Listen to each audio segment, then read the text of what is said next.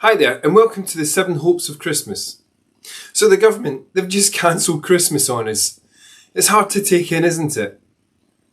Many of us had just had that glimmer of hope that we would be with our families, our loved ones, and our friends in just a few days, only for the rug to be pulled from under our feet.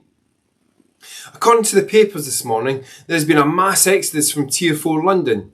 Some they haven't even bought their Christmas presents yet, and the shops are already getting back into lockdown.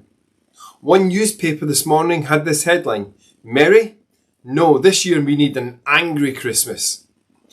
We're all asking questions of our government today, aren't we? And we have been for the last 9 months. But as far as Christmas is concerned, I wonder if anyone woke up to ask God what He thinks about it all. After all, Christmas is all about Him, isn't it?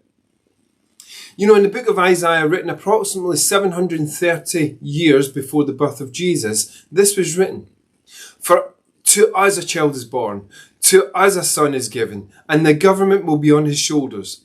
And He will be called Wonderful, Counselor, Mighty God, Everlasting Father, Prince of Peace." Now today, we have a whole country running about like headless chickens, or even Christmas turkeys. We're having to change our plans. But here's the thing: God hasn't changed His plans. Christmas is still on. So the first hope of Christmas is this: God hasn't cancelled Christmas. For a long time now, Christians have been saying, that it's not all about the presents or the tree or the Christmas dinner.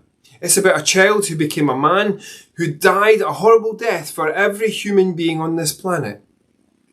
Now there's 4 things we've just read out about Jesus there, and not one of them mentions food or presents. The first thing is this: a wonderful counselor.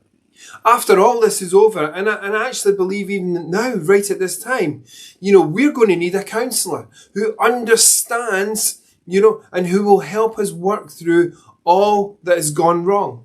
Number 2, mighty God. See, governments are there to pass laws and hopefully help us through difficult times like this. However, I'm sure we'll agree that governments get it wrong and they're fallible. God isn't. And that is why He is mighty. Number 3, everlasting Father. Many of us have been let down by our earthly fathers. We may even have lost one through, the COVID experience here. But God's claim is that He is an everlasting Father who will never, ever leave us. And fourthly, Prince of Peace. It stands to reason that in the absence of peace there is turmoil. How many of us have lost any sense of peace in these times? Jesus came to bring peace to our lives in the middle of whatever war is going on in the inside. Take heart. There is hope this Christmas.